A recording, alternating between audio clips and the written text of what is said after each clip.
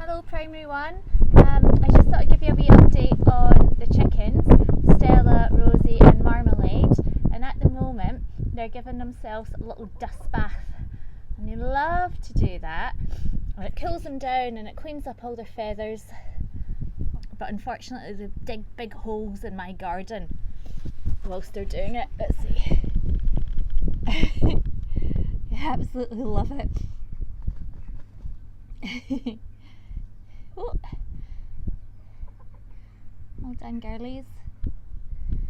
We're still getting an egg each a day, so we're getting 3 eggs every day, and I'm making lots of lovely pancakes and scrambled eggs, poached eggs, and giving the eggs that I don't use away to the neighbours.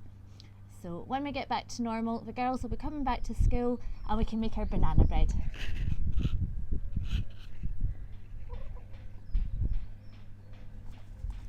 They're funny wee things.